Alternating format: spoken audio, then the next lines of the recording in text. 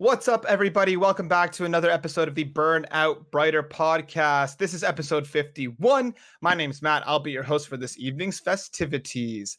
I'm joined on this episode, as always, by Darren. Hello. And all the way from past Jupiter this time, the spaceship keeps drifting out further, and this is all part of the plan, evidently. But please welcome Alistair back to the show. What's up, Al?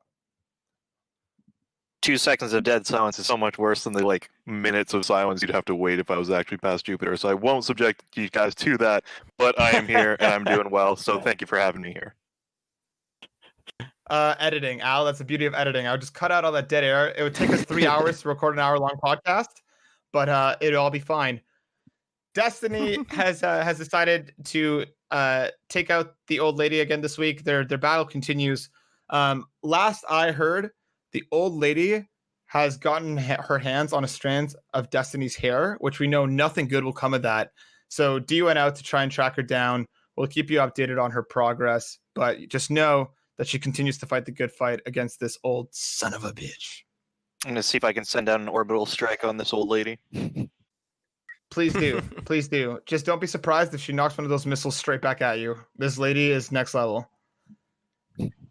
On this episode, we're going to be talking all about the Avengers beta. All three of us have played it, and we're going to be giving our impressions alongside a whole bunch of news. We're going to be touching on Deathloop and Halo Infinite getting delayed, the Indie World presentation that Nintendo had a few days ago, Oculus VR now requiring Facebook because, of course, and Epic's incredible, confusing battle against both Apple and Google and the fallout of both. But we are going to start out this podcast as we always do by starting with some random questions.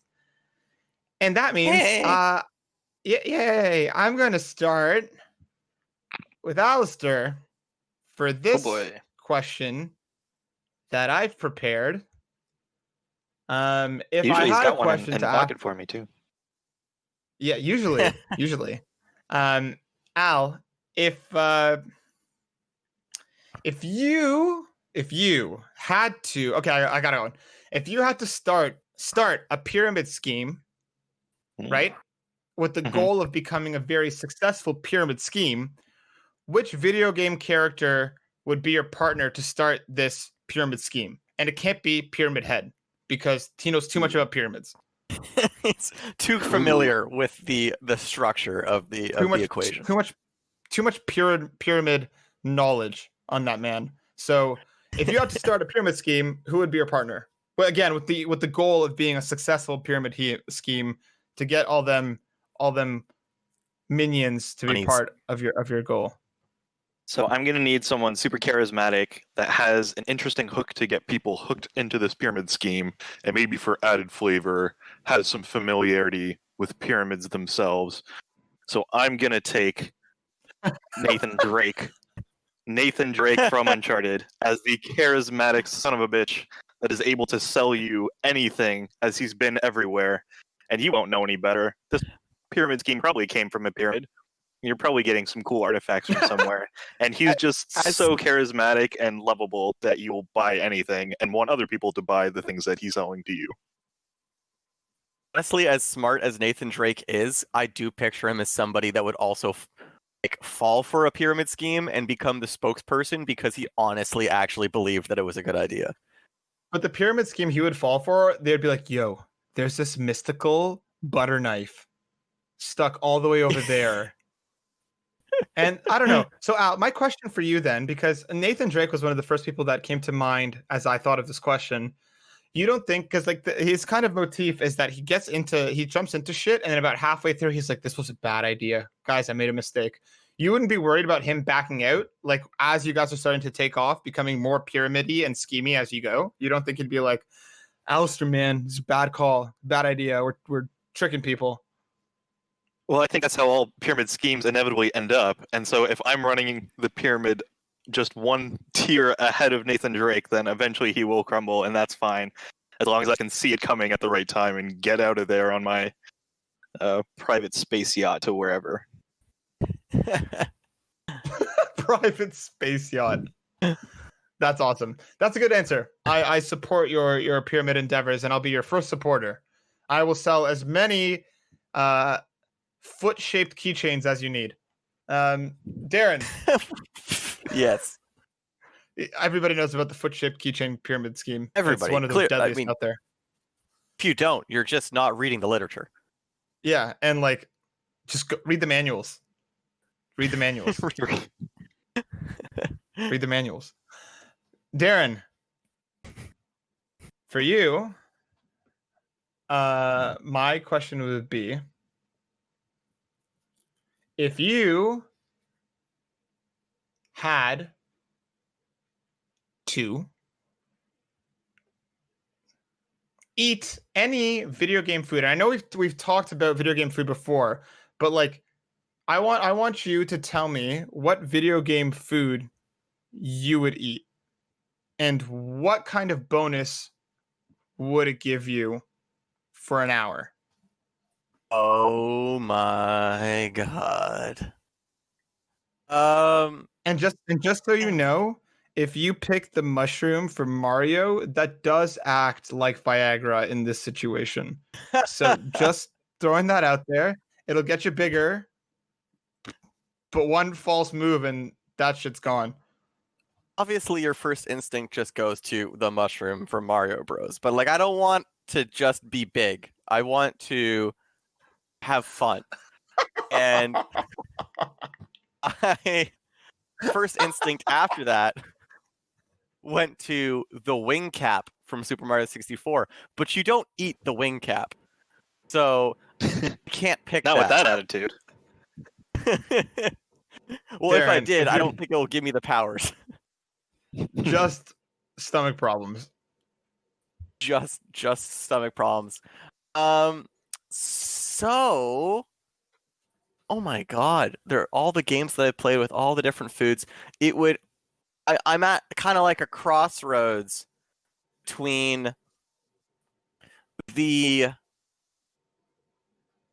I'm trying to think of different things that make me fly, because there are different power-ups that can make you fly in the Mario Brothers world, but I don't think you can eat any of them. Do you mean fly literally or figuratively? Because either one of those In this is an case. acceptable answer. Like, do you want people In to walk this- by like, damn, he's fly, or like, he's actually flying? I think he's looking Well, for that Willy Wonka bubble juice to make him float up. Yes, that's exactly what I'm looking for. And I'm gonna kick myself after, because probably I'm gonna just think of the right answer after the podcast. But now, Mhm, unfortunately, I'm gonna have to settle for the lollipop Kirby. Because in Kirby, the lollipop makes you invincible. Okay. So if I make myself invincible, I could do anything. What would you do? I would rob a bank, hands down. I don't know. I would I don't know, Darren. I feel like if you ate the lollipop, you just become a sucker. Oh, Ha! God. I'd be a sucker with a lot of money. I could just could feel the walk cringe in, all the way I through could the. just grab the money. I The think cars I would think if just you, hit me, and I'd stop them. Like, I feel like if you had a lollipop, you'd make Lil Wayne very happy. 50 Cent. Yep. I think it's 50 Wasn't it cent. Lil for Wayne? the candy shop. Damn No, it. If we're going with candy shop, yeah, it's 50 cent. There was an attempt, Shame bet. folks. There was an attempt. All right, Hold on, Matt. We have a. No, Lil Wayne has a song. No, Lil Wayne has a song called Lollipop. All about Okay, I licking was his thinking lollipop. candy shop. Oh, yeah. Okay, Well, there's so the hold candy on, shop hold on, hold on. lollipop lyrics too. Now we get. Oh, no, because there's this classic line from the song that goes, she licked me like a lollipop, and he says this multiple times. So This is true. I was thinking of the other licking on the lollipop song, which is the candy shop. right. Well, Darren, And we that's a still good don't know answer, I if think. if Lil Wayne was in the candy shop. Yeah. All right, knows? so Maybe. I've got a flip around question for you, Matt. Okay, If you're I'm going taking for me? this pyramid scheme for a ride to space, hopefully, in my grand escape, who are you tag teaming with to either stop me before this pyramid scheme successfully is pulled off, or to chase me after the boss flees the planet into outer space to try and take me down and bring me to justice? This is so easy. This is so easy. Because if you have Drake along for the ride, you need the one person that can calm his ass down, and that's Elena, his partner, and far smarter second half, because she has called him on his shit so many times that she actually got him to settle down. So it's easy. I feel like all I have to do is like get on the spaceship. Her and I would like get on, and she'd go and be like, Drake, what's up, man? And I'd come up to you and whisper, Silver Surfer will never be in the MCU. And just, it's over. It's over. There's tears. Why you gotta hurt me like that? See? Oh man, I thought it was gonna come at the end of the episode and you've taken me unawares. Oh. See, just you just gotta go for the gut, and it's like they're over. Floating pyramid in the sky is done. This whole scheme is over. And then like, we would just rain lollipops down on the earth, because I'm assuming that's what you were using as payment. Mm-hmm. So my only counter hope would be that you tell Elena, "Oh, we got to go catch Drake. He's flying out into space now," and she would just look at you and roll her eyes and be like, "Yep, sure he is. He can do whatever he wants, that guy." And then hopefully it would take more convincing. But I think you're probably right. That's probably a good choice. She'd be like, "Of course he is. How do we get up there?" And she'd take her camera and would be off after you guys, and that'd be that. So me and Elena would bring you guys down so quick. Good answer. So, good question. I for a second I was like, oh shit, and then it hit me like a bolt of lightning, which we're going to transition to, because even though there was no Thor in Avengers, we are going to very quickly talk about what we've been playing before we talk about Avengers. So Darren, let's start with you. What have you been up to? What's new? I've been up to my ass in Final Fantasy 14. We do know you have like 2 meter. We do know you have like 2 meter long legs, and the torso is just about half a foot. So that's a lot. That's a lot. It is. I've now played for like over 100 hours of the game.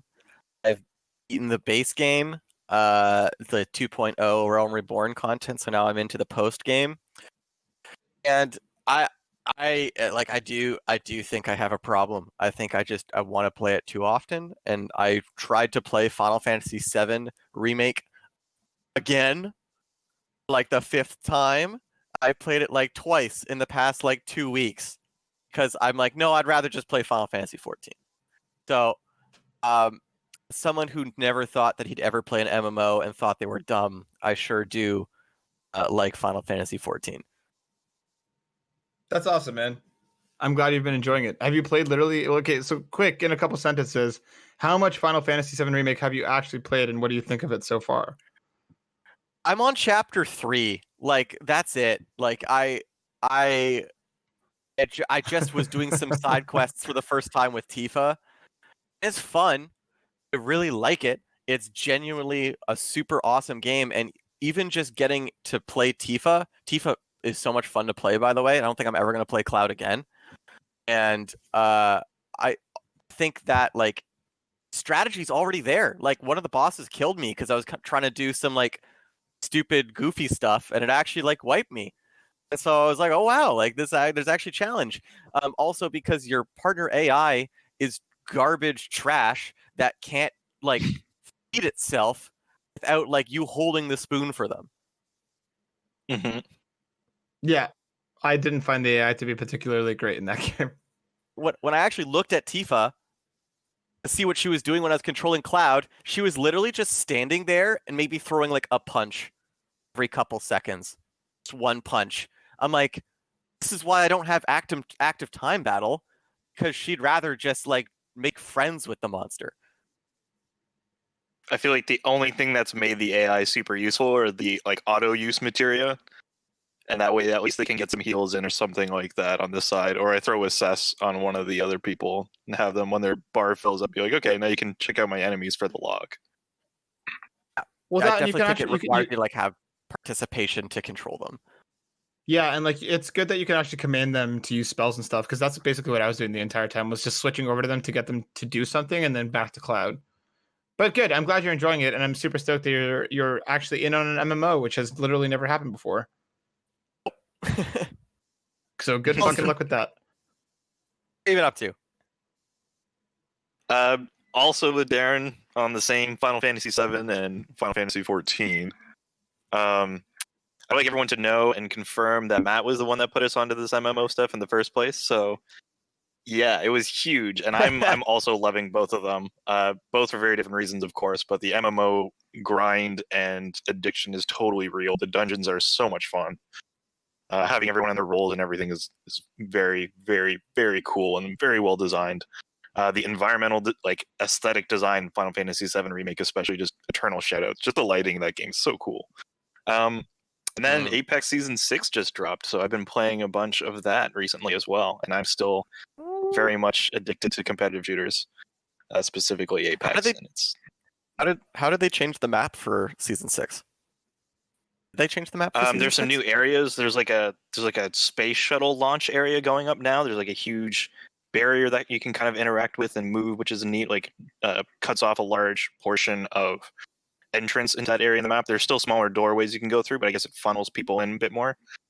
The new character is great. Rampart, you can put up shields on the map and throw down a minigun turret. So I'm seeing some interesting defensive tactics being put in now that they have the 3 defensive roles filled in, with Watson and the fences and the anti-grenade pylon, which is awesome. It's usually my favorite character to play. So I'm still amazed that they put in so many heroes, and at no point ever in the game does it feel like if you go up against a certain hero, then you're toast. The balancing of it is super well done. The new guns are great. They have a new energy-based weapon, submachine gun that feels fantastic. The Volt, for any Titanfall 2 fans, that's from there as well.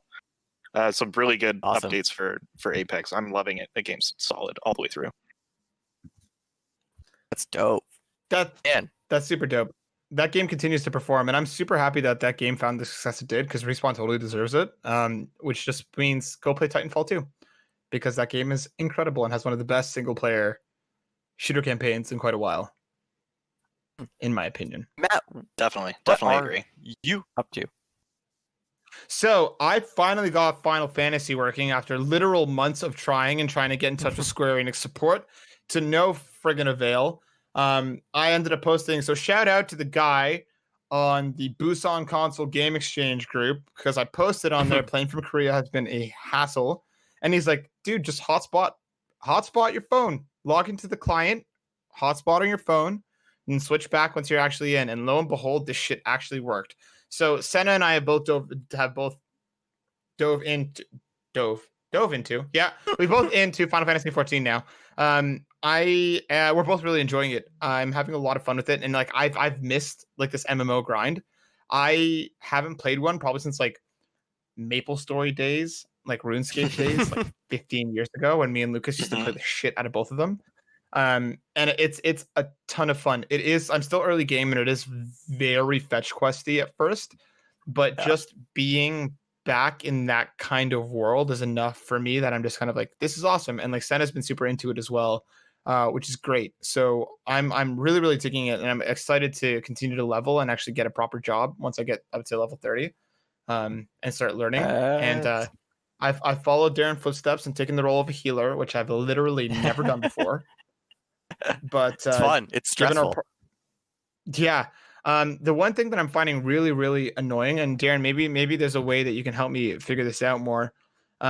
So Senna and I usually partied up when we're playing together, and we were doing an instanced fight, and there was somebody else running around, just another player, and she was dying, and I wanted to heal her so very badly, but the amount of times I tried to select her, at least using the D-pad, it would go to every other enemy and then back to Senna without ever highlighting her. And the way I ended up highlighting her was literally fucking standing still and using the trackpad to physically select her, because the trackpad acts as a mouse. But by the time I selected her and started casting, she died. Is there a better way to friggin' select someone? Yeah, there is. That's the biggest problem, especially for controller users, I think, when you're playing Final Fantasy 14 is, I mean, it's not really built for controller users that much. There is the customization options, but you have to find them in the options menu. You have to go out of your way to fix it yourself. In the options menu, there is a way to actually change who you are able to target with your D-pad targeting. Oh, I see. And it actually changes based on when your weapon is away and when your weapon is drawn. So if your weapon is drawn, it actually reduces the number of people that you can target so that you can focus on the battle at hand. But you can go into the options menu and you can actually select 4 people to be able to target. So I got to fix my settings then. But yeah, the game is great. I'm super enjoying it so far. I've been playing more Fall Guys. I'm friggin' obsessed with Fall Guys. I'm up to 8 wins now, and I just keep playing Fall Guys. Nice. The game is fantastic, and I also want to shout out their friggin' Twitter account because their community manager is incredible. They've been waging this war with this one Twitch streamer, Tim the Tapman, who they've been ruthless, and now they're also in this big brand auction, basically being like, whoever bids the most amount of money gets a skin in the game, but all that money is going to a UK-based charity that helps disabled gamers. So that's fantastic. I'm all about brand shit if it's going to the right place. So that I think it's super, super cool. And the last thing that I'm going to talk about really quickly is Ghost of Tsushima. Still playing it, still loving it. I really do think that it's one of my, if not my game of the year so far. I'm finally in the last act, so I'm approaching the end of the game. The combat is some of the most fun I've had in a video game in a long fucking time, and that game is fantastic because they also just announced a free co-op mode coming this fall. So if you've been on the fence about Ghost of Tsushima, go check that shit out. It's so much fun. I'm usually like, especially in open worlds, the stealthy gamer that goes in and tries to like pick enemies off quietly. The amount of times I've just run in and been like, let's go, and like try to take on all the enemies at one time. I literally never play like that. But that game's combat is so much fun that I've been so into it. It's been fantastic. How much time you put into it now? And Ghost, that's a great question because I wish PlayStation had some sort of fucking game clock. I would guess probably somewhere around 30 hours. And again, like I'm usually somebody that like hits the main stories and kind of just does the side quests along the way. I've gone out of my way to clear everything on the map before continuing on with the story. So like up until where I'm at now, I'm in the 3rd act, which is the final act. And like my map is clean from everywhere, like from where I am below, because I'm having so much fun. And the very last thing I want to talk about before we move on, that game, every single thing that you do feels important. The side quests feel important. The writing for a bunch of the side quests is fantastic. The environmental design is incredible. They have these temples, and basically what's like, as you get there, you have to figure out how to get up to it. And a bunch of the, I guess, like the navigational puzzles, like I don't know how else to describe them, like figuring out how to get to the endpoint is some of my favorite content. I've realized now I hate 99% of puzzles except puzzles that you have to like, how do you get there? Because they're incredibly designed. They're so much fun.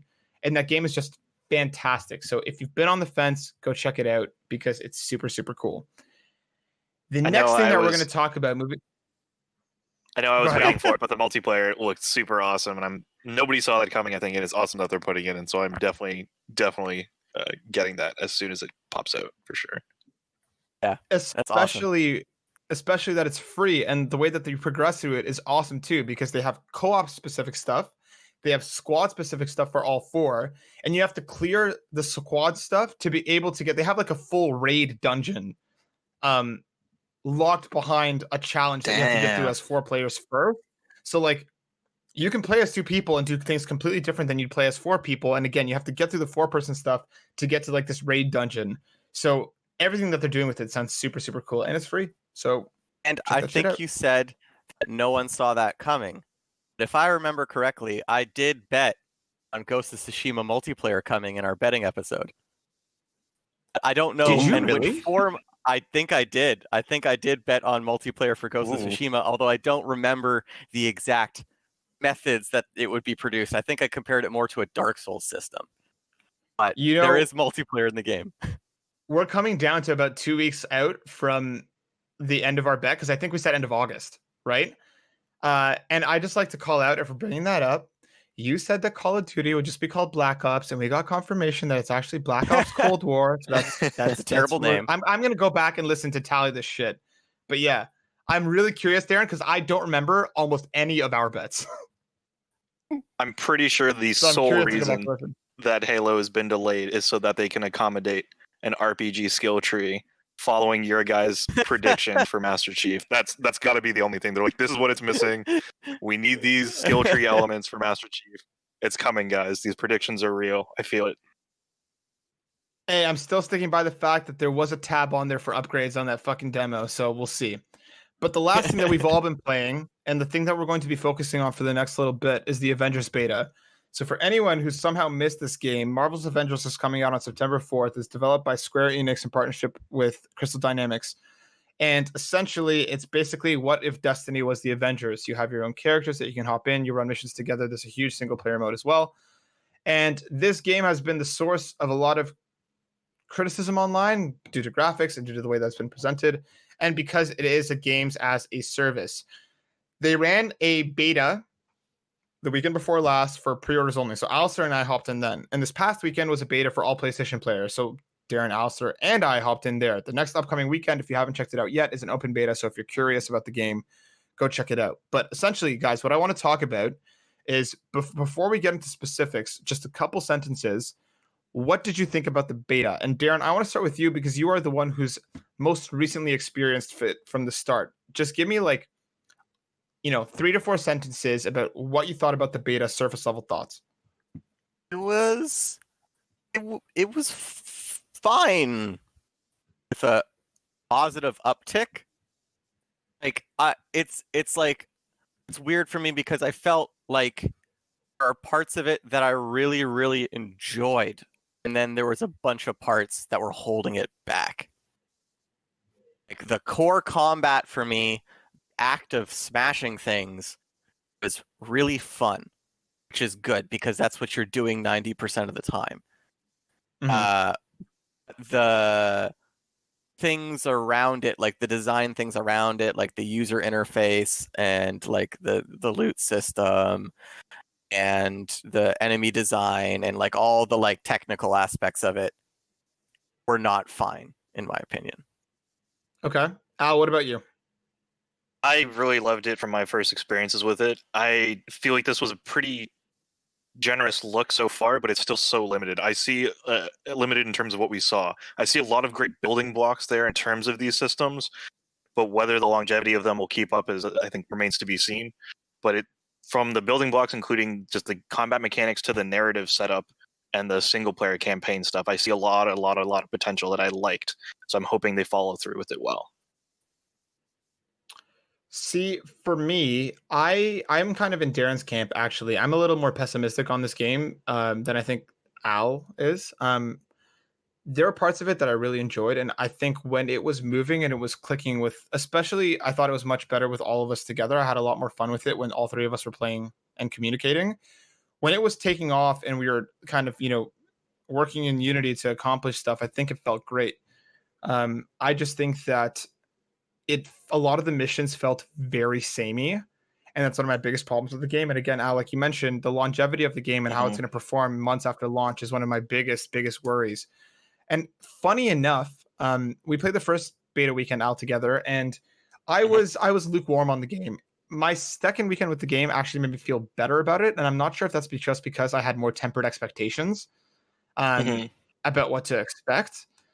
And it took the data mining of the beta, which we're not going to get into too much, but it's just that I do want to touch on a couple things from that data mine that made me feel better about it, because they've strangely shown a bunch, but at the same time have not. And a lot of my original worries may be evened out through a bunch of the shit that they didn't show, but we'll get into that in a sec. Where I want to start, guys, is the A-Day demo. So for anyone who's unaware, A-Day is the event that kind of kicks off the whole game. It's the tech demo, not the tech demo, but it's the opening slice of the game that we've seen many, many times. If you've seen a trailer for this game, you've seen A-Day, where it's like all the Avengers just having the celebratory thing, and then shit goes south, and they get attacked, and you get a couple minutes with each character as a kind of intro to it. And I want to start with A-Day, because we've seen it so many times, and now we've actually had the chance to play it. Al, what did you think of actually playing 8A compared to actually seeing it? Because it wasn't met with the most receptive buzz online when it was shown off. I actually enjoyed it a lot more than I thought. I think it was still my least favorite part of the beta experience that I went through, just the opening 8A sequence. But it felt good. Like, I think a lot of people were worried about like the hits and stuff. I was worried about, if they're going into multiplayer, are they going to do like locked animations and hit stopping? Because how do you time that out when you've got multiple people running around? But they input those things, and I think it works really well. Thor felt great. The hits felt solid. I like just the subtle difference of when you throw his hammer, it doesn't arc the same way Kratos' axe arcs when you throw it, because it's a hammer. It should fly pretty straight. Come back to you. I like the options that we got with testing out the different characters in different kinds of scenarios. We had kind of the open brawl areas for Thor. We had the little boss fights for Widow and for Hulk as well. Later on in the beta single player section. And most of all, I really love the way Cap felt, and it was a shame that we only got so little time with him, because I feel like the more you play the game, the more you can see how each character's mechanics address enemies a little bit differently. So I'm hoping that depth appears later down the line. But the 8A setup, the storyline also felt really interesting, and again, just hoping it follows through well from the tee up. Darren, what do you think? Because we've spoken about that 8A clip quite a few times, both on air and off. And I know you were a little lukewarm on it through its presentation and the way that it was shown off. So how did you actually feel getting behind the sticks and actually controlling the characters as they went through it? It's much more fun to play than it initially looks just watching it. And maybe that's just because they polished it since they first revealed it. But I had a lot of fun playing 8A, and I think that the way that they used the characters in it is a great introduction to the different aspects of the characters, and it does show off what makes each of those characters unique. And also, I want to parrot what Alistair said about Cap. I had more fun playing Captain America than all the other characters in 8A, and I felt I'm like, damn it! Now I have to play the full game, see if that like actually works. Like, Cap felt really good, and he's the only character I played in that game with a consistent block, and like that was like really separated him and protected him. And I'm like, yeah, and I just think it was a really, really good introduction to the different differences. The only times where I think it faltered was I don't think Hulk's section felt super good. It made him look really slow. Like, he's supposed to be running at full tilt. His animations, his arms like stretch like he's like sprinting at 1,000,000 miles an hour, but he's actually moving at like the same running speed as like Black Widow. So it like looks really awkward.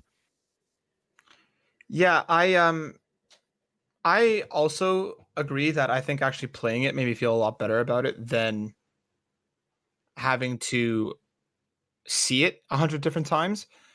I think the biggest issue that I had with it was Iron Man. I felt that the swap to him was very, very jarring, and they immediately throw you into this like fast flying section that I don't think the controls hold up to immediately. I think you need some time with him flying to get used to him, and the way that the demo handles it isn't great. I was struggling to hit anything with his shots flying around. Like, I landed a few and I took a couple enemies down, but like it's a really quick slice of a character that I think you need more time with. I felt like Thor, and actually I disagree, Darren, about Hulk's movement. I think he felt much faster in 8A than he did in traversal. Like in 8A, I actually felt like I had some momentum when actually traversing later on in the game. I felt like I was like, oh my god, this motherfucker is slow.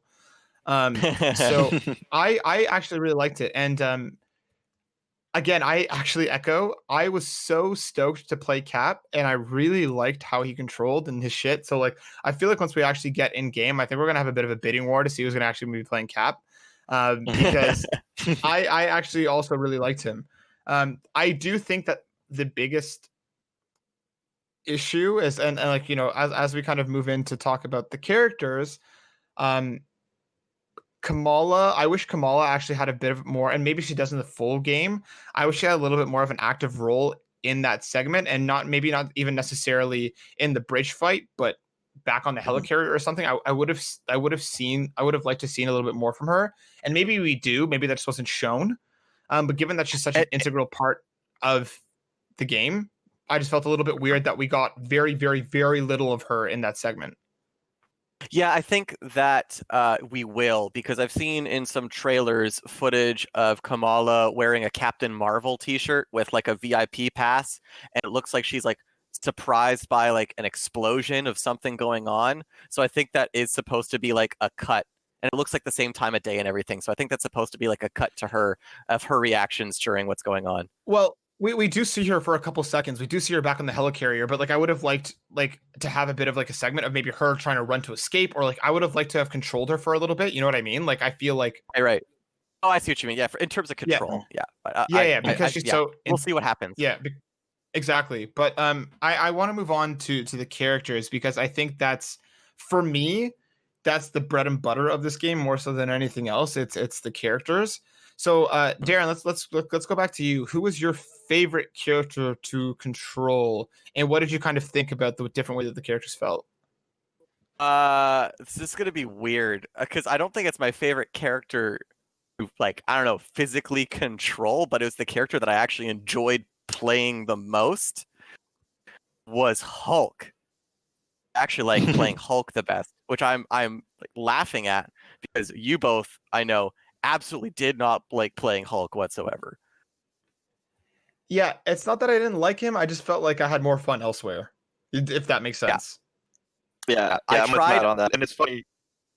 It's funny because I was watching Darren play through some of the stuff for the first time. He was share playing with me, and so I watched his frustrations with Hulk start off, and then like the slow acceptance and enjoyment of that transition was really fun for me to watch. So I could see like, oh, it's like, oh, it works this way. Oh, and then I could see him having more fun with it. It was really neat. Yeah. So like, I think that Hulk I enjoyed the best, especially because I figured out like, better way to use him, and then it turned out like he was actually quite versatile. And then to do the opposite effect, the character I liked playing the least was actually Iron Man, because I found at least at the beginning where you can't upgrade their skill trees, I found his like repulsor blast felt like really wimpy, and I didn't like the flying controls. And I just thought that like at least at the beginning he didn't have enough upgrades for me to like be super effective with him. Al, what about you? What'd you think? Yeah, my favorite to play was Iron Man. I think because I put in some time to see how the flying worked. The hover to flying transition is really interesting. It takes a little bit of a learning curve just to figure out the pacing with it. But then once you do, and that you start to feel that movement, I think it works very well. And then as you get further down his skill trees and you open up the three kinds of weapon systems of the repulsors being upgraded, the lasers, and then the rockets, they each have their own unique way that they interact with enemies. So like you feel like you have so many different tools and stuff on your tool belt, which feels perfect for Iron Man to me. And those rockets hit well. They have good knockback and good enemy response. So switching between them on the fly, literally on the fly, makes you feel cool. And then dropping down with a good ground pound or something like that, I felt the depth and diversity that Iron Man should have in his assets that make him, to me, the most fun Avenger to play so far. But the other characters also felt great. Least favorite so far, actually, as I in the second weekend, I played a lot more Hulk, and I was starting to enjoy him more. I could see where that, just the raw damage of it, and just picking up an enemy and smashing them into a whole wide group of enemies around you is just so satisfying. I think still Hulk is my least favorite, but that's not really saying much because I still had a lot of fun playing him and seeing his attack options open up as well. With each of the characters, I felt like they had this curve where you start playing them and everyone feels kind of different, and then you play them a little bit more and you're like, oh wait, are they all kind of the same? And then as you open up more in the skill tree, you're like, oh no, everyone is very, very different. And the more time you put in, the more niches you find for them. And I found that more enjoyable the more time I put in, which bodes well, hopefully. Yeah, what do you think? For me, my favorite character was Kamala. I had a lot of fun playing as Kamala Khan. She felt like the in-between of Black Widow and Hulk, right? In terms of her speed and mobility. She's quick, she's agile, and at the same time, she packs a massive wallop. Like when we were playing together, Darren, you got not frustrated with me, but you were like, dude, what the fuck? Because you were preparing like a blast with Widow, and I absolutely hammered a guy, and he went fucking flying. And that's one of my favorite parts about this game was like the hits, like you feel like a superhero absolutely sending guys like teetering through like woods. So I had a lot of fun as Kamala. My least favorite is weird. In terms of combat, it was Hulk. He was fine, but he was whatever. But in terms of movement, it's actually a tie between Hulk and Widow. Because I had a blast using Black Widow for combat. But I think one of my biggest issues coming down to this game, at least from now, is the traversal. And that's because Iron Man feels great flying around, like Al, once you said, once you get to like, once you kind of figure out his flying, you spend a little bit of time with him, moving around on him feels great. The transition from air to ground is fantastic. But, and Kamala shares a bit of that problem as well. The traversal with the rest of them feels not as fun as Iron Man, in my opinion. There's a complete lack of momentum between the characters, and especially when you're running through massive open areas, going from point A to point B to accomplish your objective. Like I would take off and fly down, and I'd be Kamala literally bunny hopping my way to get to the next spot. And I feel like that was one of my biggest issues. And I know that there are movement options hidden behind the skill trees. And evidently, and again, this is apart from the data mines that I want to touch on, they did find, because there's you got to work through 3 different skill trees in the beta, and there were 2 additional pages of skill trees. Wow. And there are movement options there for some characters. I wish there weren't. I really, really wish that the skill trees focused on combat and skills, because like they suffer, like a lot of the characters, at least in my opinion, suffer from a brutal lack of momentum, and moving around of them going from point A to point B was just not fun. Yeah, I found the one thing I wanted when I was playing, especially with Widow and Kamala and Hulk, was in Nier Automata, when you run for like more than 5 to 10 seconds, you enter like a second gear and you just start sprinting. And it's such a simple little momentum switch, but it's so satisfying. And especially for larger traversal maps, I think something like that I hope maybe pops up in the movement tree, if there is that for characters, because it would help with the traversal and exploration aspect without being able to be abused in combat if it takes, a little bit of a spin up time before you start that sprint. But I felt that too. I definitely spent the majority of the first week playing with Iron Man and flying around and committing to other characters. The second week, I definitely felt a little bit more restricted in how I was getting around. So hopefully they introduce some more fun movement options there. They have jump pads and things on the ground, but it's not the same for bigger world traversal. Yeah, and I can see where you're coming from, and Matt, when you're saying that you wish that they didn't have movement skill tree options, because like as a player, I'm very excited to be able to upgrade them to do stuff like Black Widow. Her grappling hook can actually be upgraded to carry her momentum through her swing, so she can get like Spider-Man kinds of speed. I like the idea of like momentum speed like Spider-Man, right? But that's going to create a big difference if you're playing with somebody online who has all those movement upgrades and you don't. They're just going to get to every objective way faster than you, and then they have to wait for you. And like I have no problem with the game being like, you got to learn the combat, you got to again unlock more weapon trees and stuff. I have no issue with that, but I feel like just because again, if you're not fighting, you're literally running from objective to objective, and it just feels not fun. And like again, if those second and third pages of unlocks is behind a level cap or something where you're expected to hit a certain level to be able to unlock them, you're going to spend so much time just not enjoying a movement. And I feel like that shouldn't be in a game where you're playing with friends. And like if Al, like all the time, Al would just take off, and it would be me and Darren like literally jumping, bunny hopping after him because we were trying to keep up. And like, that's not fun, because that sucks, because the combat is really enjoyable and the character moments are a lot of fun and the story does seem interesting. But like to have such a fundamental part of the game, at least at first blush, not be good, because I would flat out say it's not good. Like especially with Widow and Kamala, when you're trying to swing, it literally feels like it hit a wall halfway through. It's like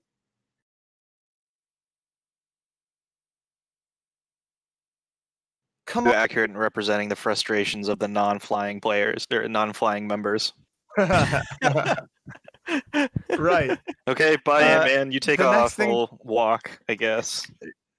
Yeah. But Right. See you later. so one other thing that I wanted to say was about the characters, and Alistair, you already kind of brought it up, and I think this is what's interesting to me is that we all did pick different characters that we liked, which does prove, because one of my biggest worries was that the characters were going to feel too similar. It's kind of a weird in between where this is proof that the characters are different enough that we can actually have definitive favorites. But at the same time, at least at the start, I do feel quite similar. They don't really have super defined roles. It was kind of confusing because, Matt, you said it was fun to play multiplayer together. But for me, I felt like it was kind of chaos because I didn't really have like a specific direction of like what I should be doing. I didn't feel like Hulk, I was like, oh, I should be doing this thing. So because all the characters kind of the same. I have a quick question before we move off this, and it's something that I just thought of. Do you think that's lightly in part of because you've been playing so much Final Fantasy 14 lately, where your roles are very clearly defined? And I feel like Avengers is more of like a be your favorite superhero and work together than it is you're the tank, you're the healer kind of thing. Do you think that could be impacting you a little bit? Maybe, but I also don't think so in this case because I'm also comparing it to the Lego Marvel games, where in terms of like environmental design, the Lego characters, despite them all having the same control schemes, all have their own unique abilities other characters can't do, and you physically can't progress in certain cases unless you have a character with a specific ability. Whereas in this case, everybody can do every objective at all times. Right. Almost. Actually, bringing up the environmental design is something that I really wanted to touch into if we wanted to transition to that. So there are certain locked doors, at least, and which are similar to those Lego Marvel superheroes, very specific environment interactions where you're either putting something together, like X-Men Legends, Iceman forming a bridge here. They do have a couple things like that where, you know, you need Hulk or Kamala, someone big bruiser to break down a large door. But I feel like the actual combat rules, while not clearly defined like tank, healer, DPS, like in an MMO, are still there as you go down those skill trees and as you open up character abilities based on how they've chosen to design their enemies. So the way that they actually show a lot of these different cooldown moves and combo moves in particular on the tree, which I really liked, is they're very explicit about saying this move has a certain amount of damage, this move has a certain amount of impact, this move gives a reaction, which is like a knockback or a stun. Enemies have stagger bars. And so they've built in hard and communicated to the players that there's different guards that you can break, and certain characters are better at doing that than other characters. Widow has a great leg sweep that you can get in and take out guarded enemies with a big shield that they use to block stagger attacks. But you have to be right up in their face to do it. And if they have an energy shield on them, which is kind of like a barrier that reduces damage, that may not be effective. So then I could see maybe Thor with his lightning powers are able to take down those shields, so then Widow can pop in and break the guard. So as you go down those trees, I think these abilities actually open up. I think the building blocks are there for a lot of deep combat. But at the beginning, when everyone just has flight attack, heavy attack, ranged attack, everyone feels kind of the same until they open up. Darren, when you brought up Captain America blocking consistently, that was something that really got me thinking as well. If he's the only one that can block consistently, enemies also have like God of War style hit indicators, what will be like a blue timing circle, a yellow timing circle, and a red. Blue being like a light attack that can kind of knock you off a little bit. Yellow will make you stagger, and red will usually drop you to the floor and make you take a second or two to get back up. What if Cap, later down his skill tree, has a shield block for unblockable attacks, and he's the only person that does? What if Widow is able to counter red attacks but can't dodge out of the way of them? So there's different interactions and building blocks I'm seeing that hopefully they leverage down the line to make characters feel more unique. Just don't know how that's...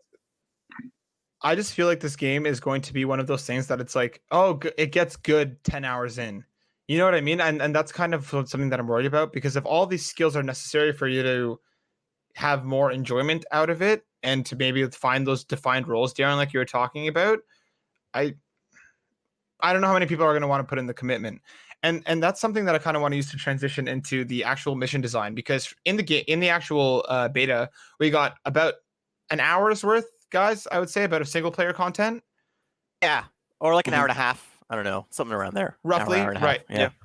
Yeah, hour and a half of single player content, which leads to multiplayer content, which is like some of them are just kind of quick mission.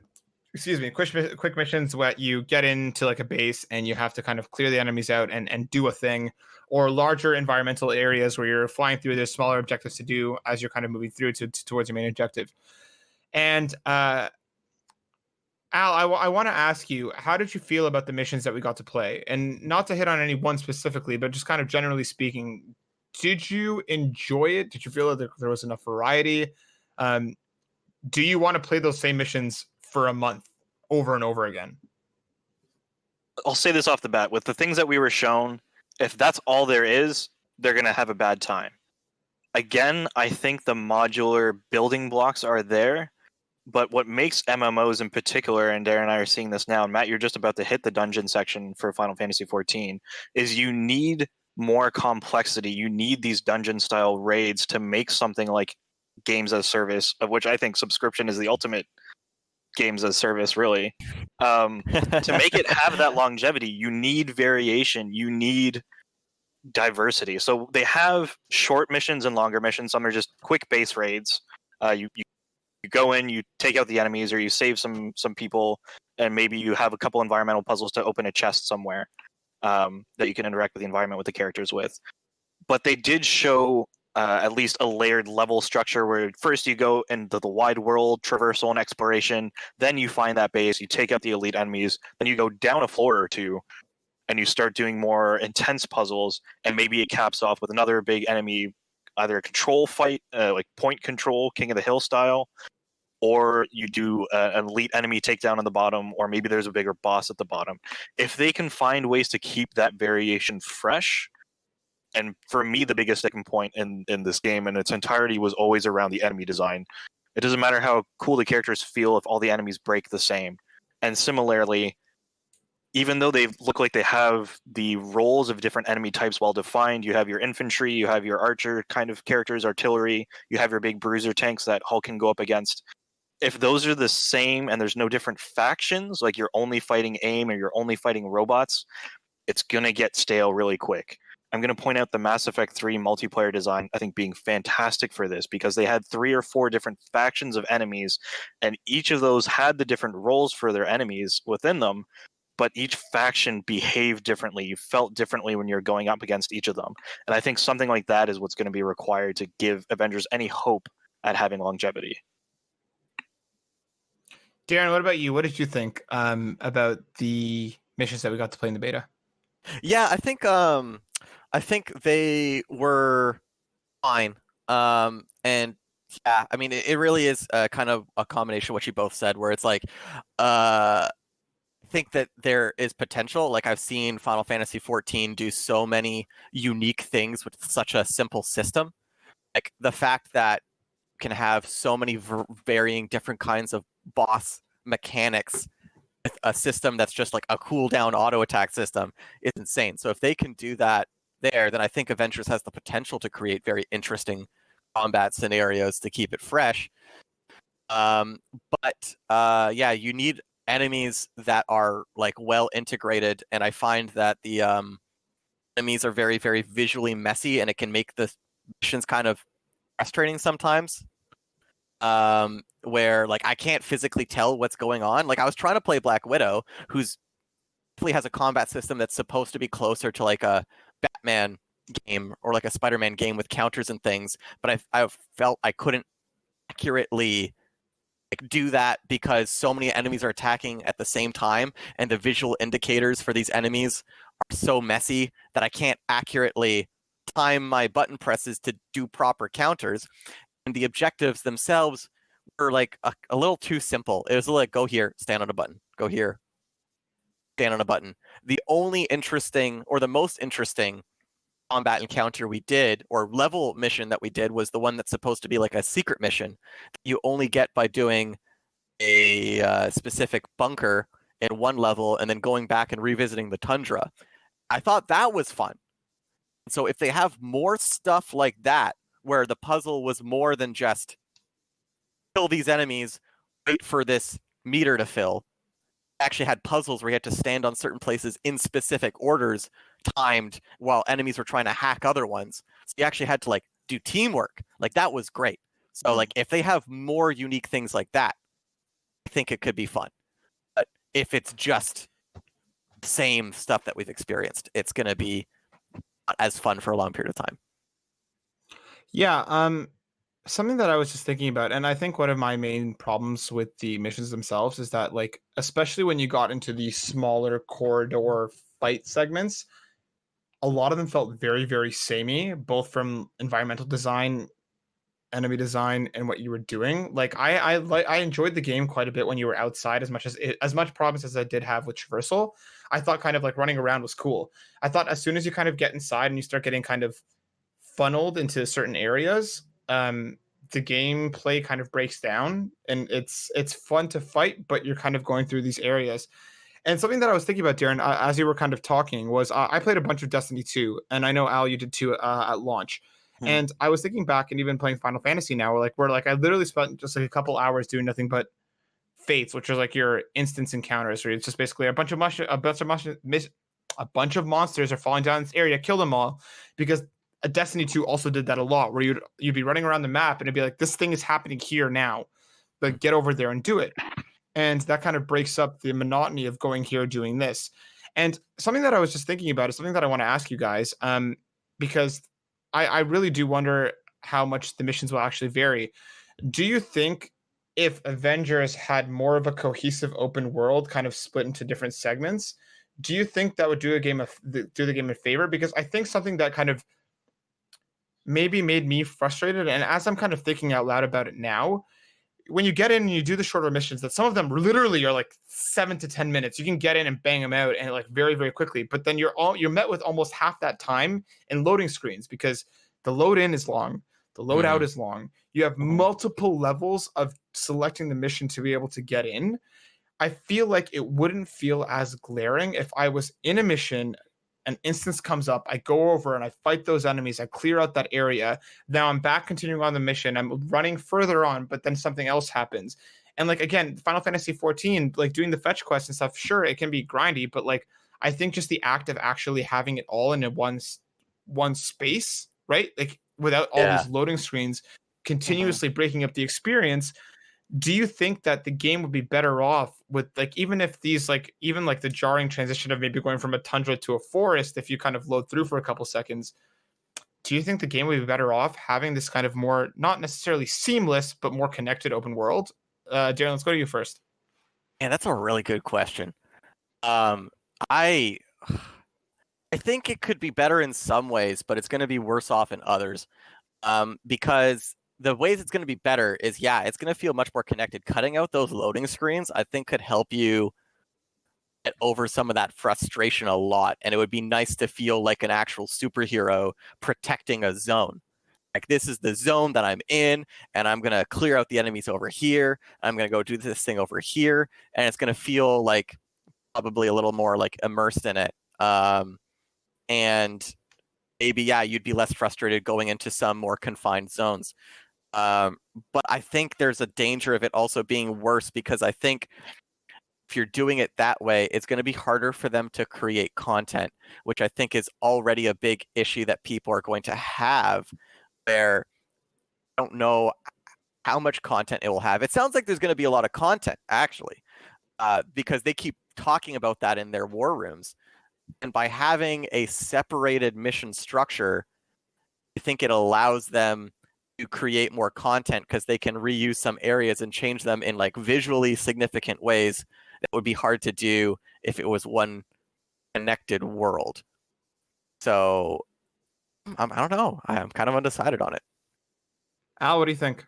When I was thinking about, especially Fates or those Destiny 2 kind of instance missions, what I found with both of them was that they're fun at first, and then as they keep popping up, you kind of just ignore them. especially with Destiny 2, I found like they were really interesting off the start, and then about like 15, 20 hours in, I'd see the same big enemy drop down, and you have to put the orbs in the thing and take out its legs, and I'm like, I just don't have to do this, so I'm not going to. I would rather go into a dungeon area equivalent and do it that way. I think the way that they have the levels set up now is actually more in favor to an Avengers style setup in general. I want to be in a hub space, taking the Quinjet out to different spots in the world, different environments that are not necessarily all continuously connected, and going and doing a mission there. The Avengers go in; they're a special ops team. They're not like the city guard kind of omnipresent. They go specifically where they're needed at times of need. So I think that kind of mission structure fits very well thematically with them. And I think what Darren is saying is right too. I would rather have smaller areas specifically designed for a certain experience, because I think that works better with the kind of complex combat that they're doing in terms of as well their environmental design. Yeah, we have the open traversal areas, which are very different when you get down into the kind of dungeon underground floors that are corridors and hallways, sure, but they have that 3D design aspect where Iron Man has to be able to fly around and go up to different platforms where Hulk can't reach that the same way. It's more than just ledges kind of combat that we see in like a God of War combat system, even though they're using a similar kind of enemy hit indicator and stuff like that. God of War was very arena style combat and mainly ledges. Spider-Man, I think, is the best and closest fit to that, where you have a lot of different ledges, but it's more of a 3D space, but he's still just swinging. With Iron Man, he has to be able to hover and fly around. And when you get into the damage types like knockback, I found it was super useful for me to be like, okay, I need to fly up as Iron Man, use my knockback attacks on these sniper enemies to put them down on the ground level so Hulk can smash. So that environmental complexity and design, I think, works very well. From what I've seen, I think it's a huge shout out to how they can make each character feel unique with their abilities through the environment. Who can grapple up to this thing? Who can fly up? How quickly can you get those enemies down? Is everyone fulfilling their roles? And I would say a role in this game is maneuverability, is Iron Man being able to fly, or Thor being able to fly, maybe Spider-Man and Widow being able to zip up quickly to get to enemies faster. I think that is a valid role description in this kind of game. And so I would rather see, rather than that continuous world, those dungeons that are designed to leverage those aspects better, and then have the open world traversal as the kind of happy medium of this is an open space that we can explore for environmental puzzles, and maybe a fate style thing can drop in, but I don't think those give as much longevity in the long run. Yeah, I totally get that. I guess we'll have to see the kind of mission variety that we get with the full game. Guys, I kind of want to wrap up the Avengers discussion here. So the last thing that I want to touch on as we kind of go into closing thoughts, and Darren, I'll throw to you first. What are your closing thoughts on it? And I know we've all kind of touched on this idea of longevity with this game. Do you think this game is going to be important 6 months out? And what are your final thoughts on the beta?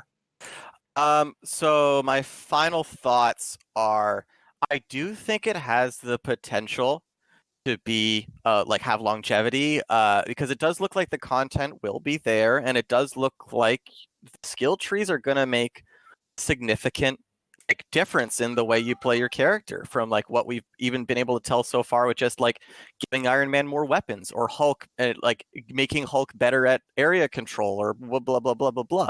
So I think the building blocks are there, but I think the things that are going to hold it back are stuff that we haven't even mentioned, actually, like the loot. I think the loot does not feel fun to collect for me, because it doesn't do anything visually. It increases my numbers, it makes me better at fighting, but like that's it. Like I have no like kind of like lizard brain instinct to want to collect it. And also the technical issues that I'm feeling. Like when I'm fighting enemies, like I'm frustrated sometimes with just the amount of visual diarrhea that's on screen. Like I can't accurately counter as Widow, or like I'm just finding things that are kind of like just frustrating me, like my UI being so hard to navigate, and like I got frozen and it looks weird because like after your frozenness is gone, first of all, there's no indicator to like how long you're going to be frozen. I've tried so many times to look at how long my ult is supposed to be active, and I can't tell. Like after being frozen just like boop, just pops away. Like there's no like it's like not visually pleasing to look at. And I think like it's small things like that that are going to kind of like bother your brain after a while, whether you notice it or not. That's gonna make me kind of just like, I'm not enjoying myself. So like that's the stuff that's holding it back for me. So I think that if they're going to continue, if they have the content, great, but they're gonna also have to fix the tech aspects of it too. Yeah, that's a great call. I think you're totally on point. Al, what about you? What do you think? I think the longevity of the game is going to be based on how diverse the enemies they keep up with are. I see this good building blocks in terms of, you guys were mentioning, I kind of want more of my abilities off the start. But in MMOs, it's the same thing. If you're a healer, you can't raise someone if they're knocked unconscious until a later level. As a DPS caster, you can't instant cast, which means you can cast and walk around at the same time, until a later level. So I think that is by design. I think that's proper. You want to feel like you get to know that character at a good pace, because if the way that they're showing us is true from what they've previewed, the combat complexity for each character is going to be quite deep. And we didn't touch on the loot, and I feel like that's almost the same as an MMO too.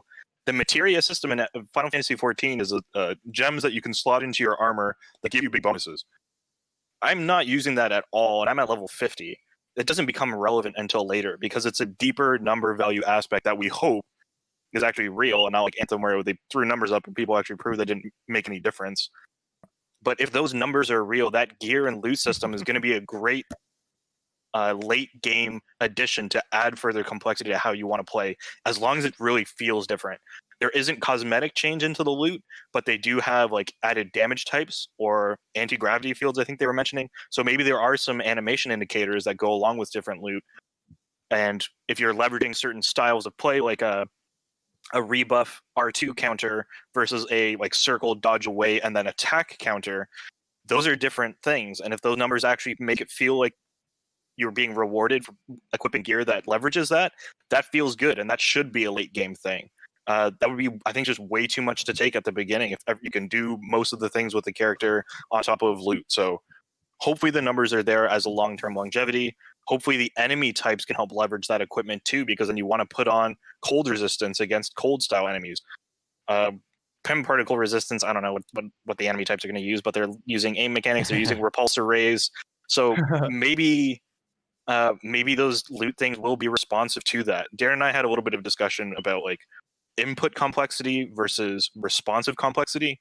The reason why Apex can last so long as a shooter is the response complexity is PvP. You never know what another person is going to do. That is infinitely complex. With AI design, that is much more difficult. So you have to design smart enemies and different types to get at players to respond differently. If they figure out an optimal way to beat the enemy, then it becomes boring very quickly. People are always different, always varied. You can play competitive shooters for forever. So they need to be able to find a way to solve that issue, to make that responsive complexity interesting in the long run, hopefully also with varied mission design. But last thing I want to say I'm really excited for in the single player, again, another Mass Effect shout out, is you kind of go around the helicarrier and you see everyone's different rooms and everything's kind of grimy and dirty. And the visual design of the environments look very cool, but I'm super looking forward to populating that helicarrier, cleaning up, having everyone interact, and like, to me, that'll be the make or break of the single player campaign. If we get that team chemistry slowly building as you put the band back together and have all the characters interacting. So I'm really hoping that this ambitious game that wants the Uncharted God of War style narrative with an MMO combat and X-Men Legends character interaction diversity and stuff, loot system. There's so many shoutouts I see in different games that they're trying to meld and fuse into this one, and I really hope they pull it off. I see the building blocks are there. Hopefully it survives its ambition. Yeah, for me, I really do. Like, I'm of a couple different minds with this game. I do think the longevity is going to be a problem. While I do think the story itself will probably be fun to play through. You guys keep talking about end game. I still don't know what that end game is. What am I getting all this? What am I getting all this loot for? Is it going to be literally running these missions over and over again with just increased difficulty? Are there going to be more difficult missions? Are there going to be different kinds of dungeon style things? Like, end game is great, and like Destiny, the loot is because you want to be able to get into increasingly more difficult dungeons. Same with Final Fantasy XIV, right? And the end game is a huge part of it. I still don't know what the end game is for this game. And like I don't know. And while I do feel that it's important to have your character kind of build and spend time with them, I do think that traversal is still a huge sticking point for me that is meant to be kind of a huge part of this. I do think the characters feel great. I do think that there's a ton of complexity hopefully there with the way that you'll be able to customize them. And like they kept talking about at their war tables about like when you play single player, right? Like your team is your team. It's the way that you upgrade them. And like that's super, super cool. And I think that complexity will really let you able to do that. I just wish you could do it easier because it's not even like being able to upgrade them. You have to fucking switch out characters to be able to actually go after skill trees, which we didn't touch on either. Yeah. Which like unless I missed it, there's no easier way than to actually start the load into a mission as a character. Then you can actually access their stuff to be able to change and then load. Like then you have to quit out to like switch. Like there's so many quality of life stuff there that I think we haven't seen or just isn't there.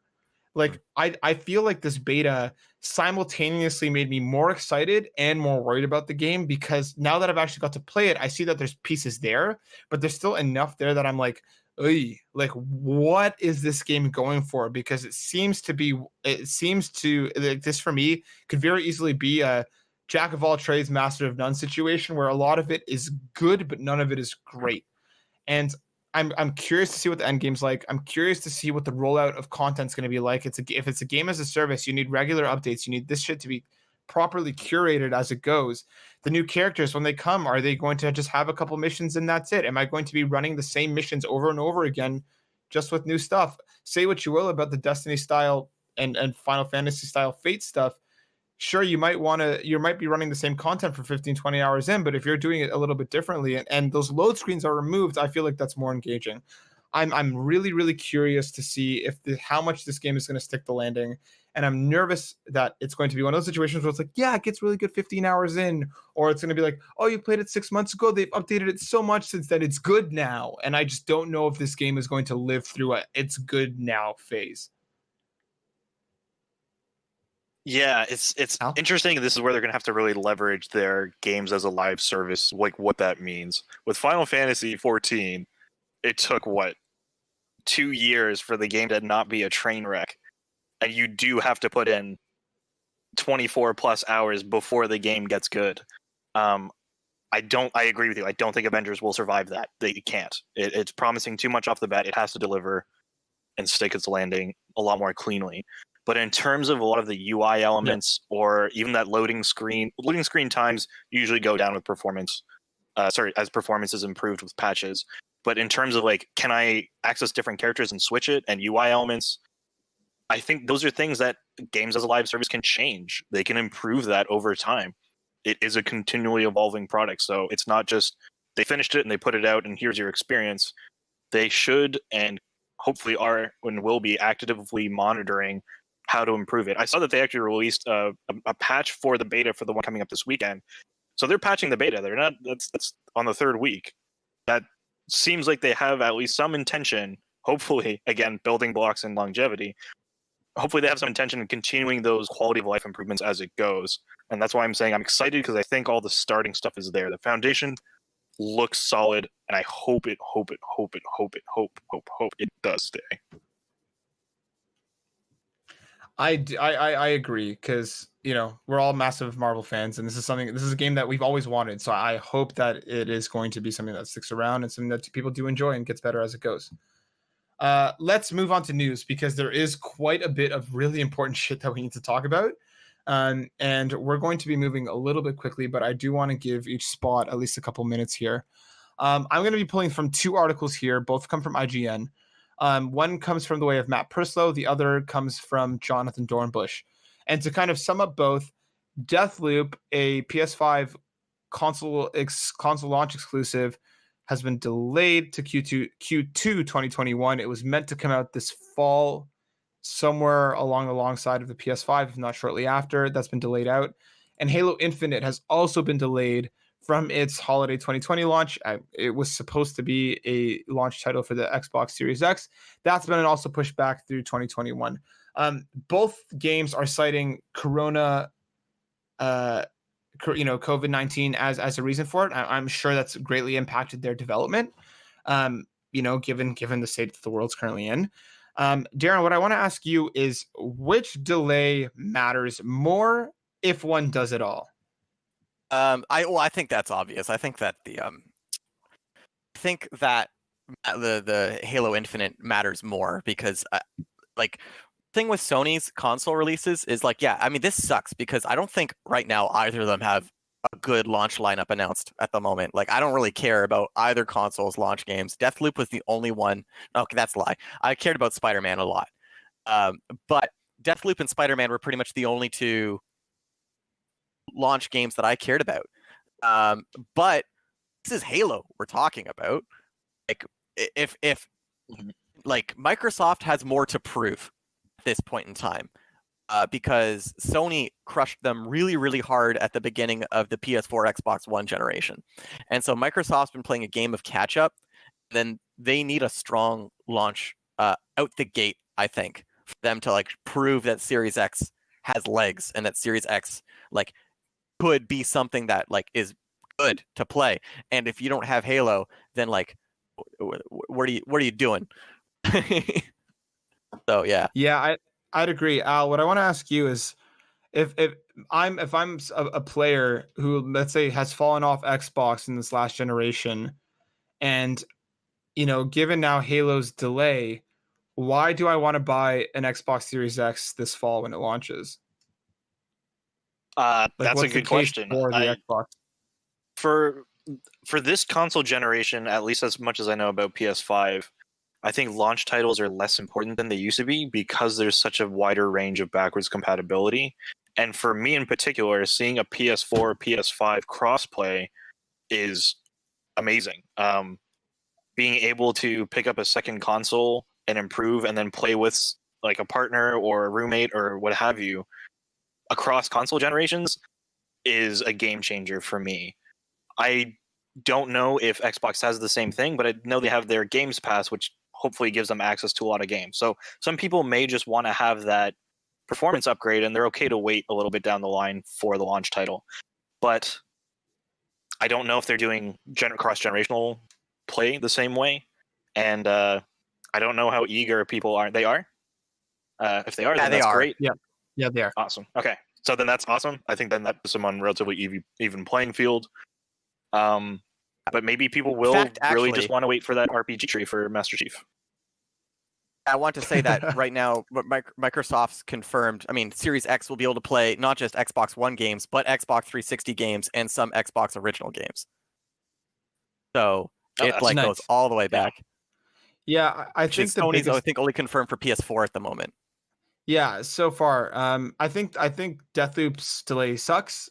Like in terms of like me not being able to play it this fall, but I think give Arcane the time that they need. I think this could be a game that really launches them. Dishonored 1 and 2 both did okay, but I feel like they're a great studio that deserves a bit more acclaim, and I feel like Deathloop could be one of the things that finally puts them on the map a little bit more. I just don't think it hurts it as much as Deathloop was a third-party exclusive at the end of the day. It's not like it was Spider-Man that it was delayed out, which very well could happen, but like Microsoft has been on its back leg for a little while now, and Halo was meant to be like the coming home party. And like, I feel like it's one thing if it previewed really well and people were like, "Oh my god, that trailer was dope. I'm excited for Halo. Sucks it got delayed," but I feel like there's a lot of negativity surrounding its unveiling, and to now have that pushed, I just don't think goes well hand in hand with the reaction to the trailer. Because I feel I've already seen comments like, "Sure, it's Corona. I'm sure they just want more time after the negative reaction to the trailer." Which, I mean, I'm sure it probably is both. You know what I mean? I'm sure they do want extra time to polish it because I'm sure they haven't been able to get it to where they want it to be because of the virus. I just think that Xbox needs to come out strong, and I feel like Game Pass is their biggest selling point. And I mean, it's the reason I picked up an Xbox. So people who get in on launch will have plenty to play. It's just that I can still play all of it on my Xbox One X.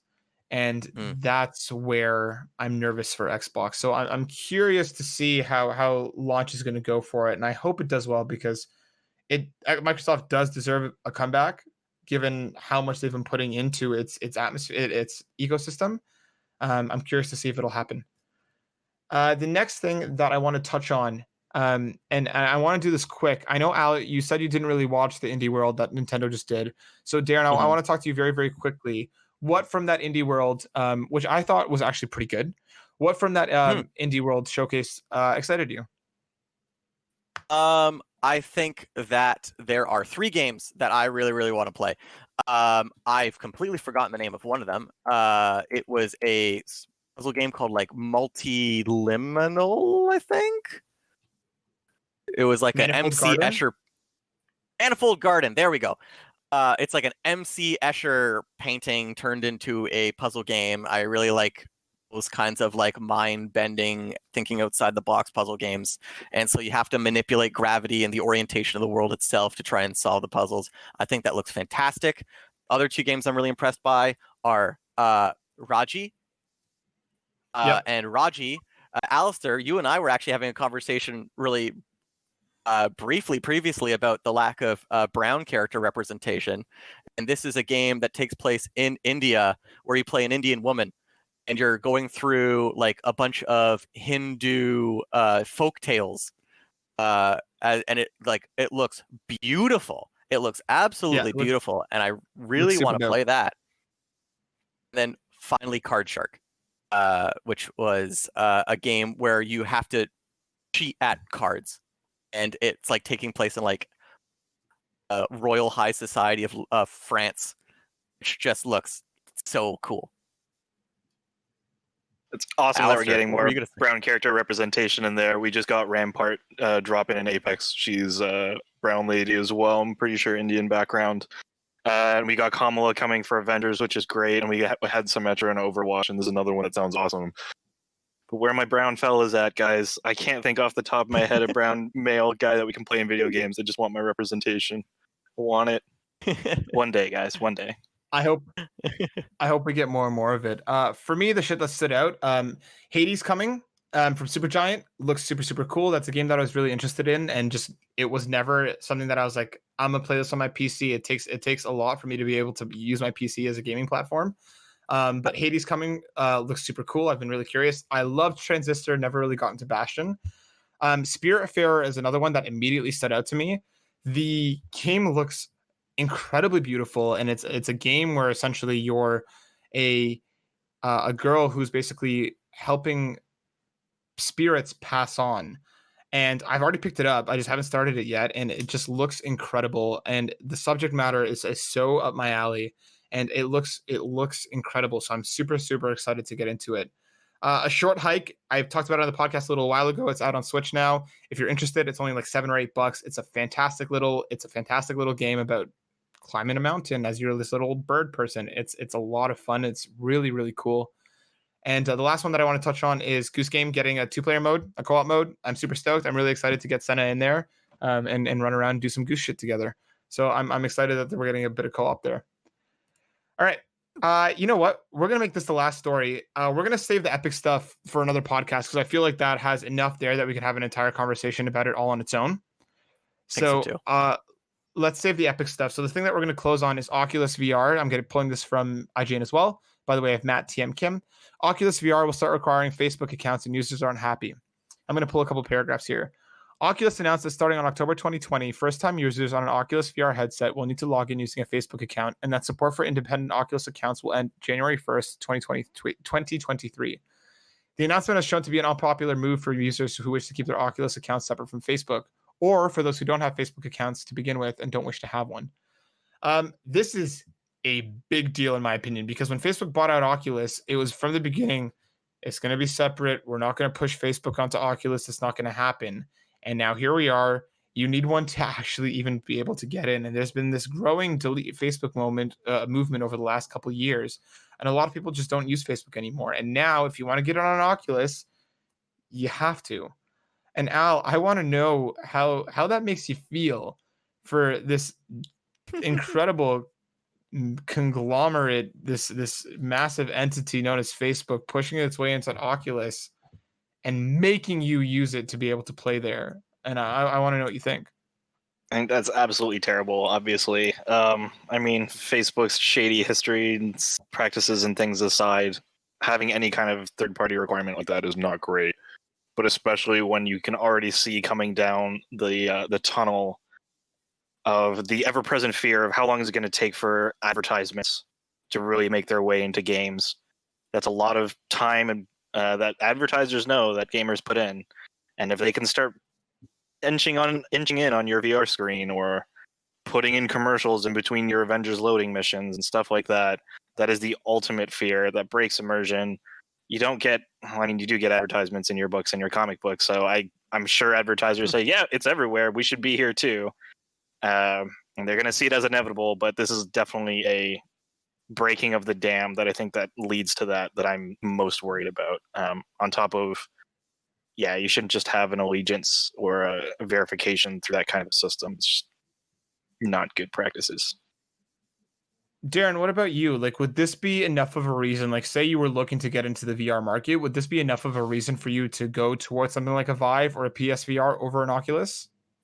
Yeah, I think for sure it would. I mean, there's always ways to get around it. You could just make a Facebook account specifically for playing Oculus, but that's not something that a lot of people even would want to put up with. Like, if I had a choice between those two headsets, like, well, this one I don't have to give away all my privacy to use. Like, because that's the other thing too. It's a matter of privacy. If you are actually going to be using your Facebook account, or your VR, like, does that mean everything that you do in that VR is going to be like watched by Facebook? Like, I don't want Facebook knowing that I'm talking to anime girls in VR chat. Like, I want to keep that a deep dark secret, repress that from everybody. Right. But for me, I care about privacy a lot. And I would definitely think twice about giving that information to Facebook when they've proven how shady they are about selling your information. Yeah, I think it's a really, really gross step. And given the fact that, like, I'd understand it there if you want it as an option, but now making it mandatory just feels super, super scummy. And like, you've even seen how gross they are with their advertisements and stuff. And Al, so you bringing up, loading in advertisements into on your home menu or as you're loading into games is something I hadn't even considered. And that makes me feel even worse about all this because Facebook and especially Zuckerberg, like, they're known for being scummy little fucks, and for them to be now pushing in, and granted, I mean, the Oculus market isn't massive, but again, like, there's a lot of hope for VR as it continues to kind of get out of its infancy and as it continues to develop. And Oculus was kind of the first real, contender in the market. And now to see them being kind of slowly stripped out and made into more of, I wouldn't be surprised if 5 or 6 years down the line, we get rebranding as like, Facebook VR or some shit. You know what I mean? And that makes me really nervous. So I hope that this level of outcry will do something, but I just can't see Facebook, like, up until this day has always been like, we don't really give a fuck what anybody thinks. We're going to do whatever we're going to do. And we know that you're going to have to deal with it. I don't see them backpedaling on this whatsoever. So I think it's a really, really gross step. And it does make me worried as to what the future of the marketplace looks like, because I don't know. It doesn't make me feel good. And I think that's where we're going to call it, guys. We'll save the Epic and Apple and Google fight for a whole nother podcast, because I feel like that's a topic that can be an entire episode all by itself, and we are running long here.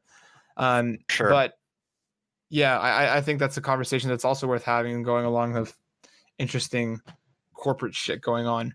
But I feel like we've talked a lot about Avengers, we've talked a lot about some news, and I feel like it's a good point for us to kind of wrap her on out. So, Darren, I'm going to throw to you here real quick. Is there anything else that you want to say? I know this is your favorite part of the podcast, the part that you're always prepared for and have something ready to say. So, Darren, anything left banging around up inside that noggin of yours?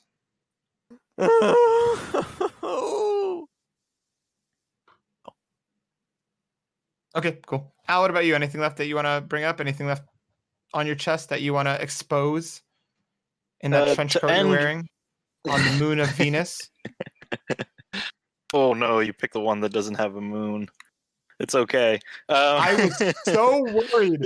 I was so worried as I started that sentence, and I just ran for it. Mars had 2, and you went right by it. So I'm going to end with a little bit of levity and more hope for the Avengers. Something that they did prove that I think will undeniably good is the voice acting and character personalities in Avengers so far. Kamala, to me, was a great standout. I'm so excited at her excitement of the Avengers, and I feel like that's going to be a key part in helping players enjoy the game. So I'm looking forward to more of that, and Yeah.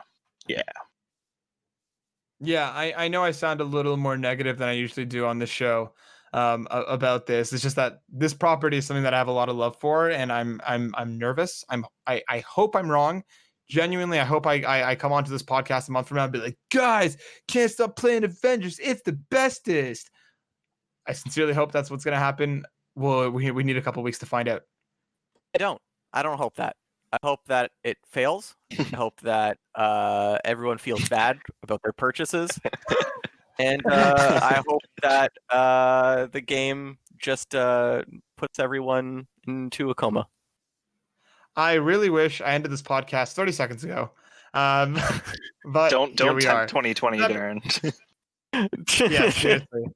That will bring us to the end.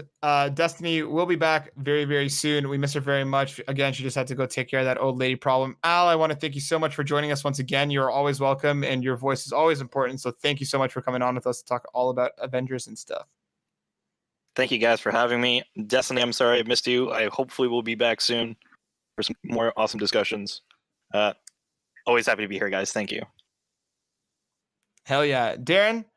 Thank you for being here.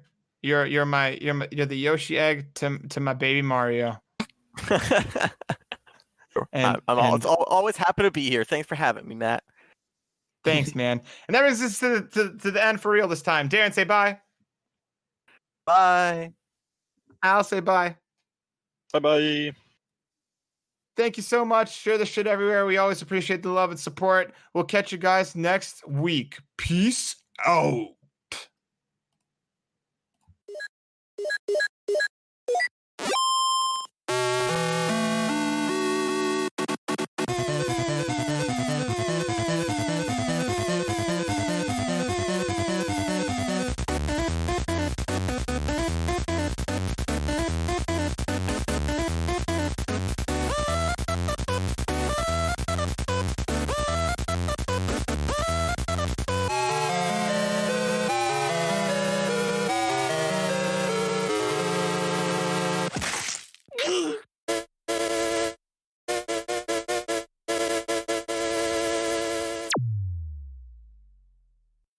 It is. It is. It is. It is. It is. It is. It is. It is. It is.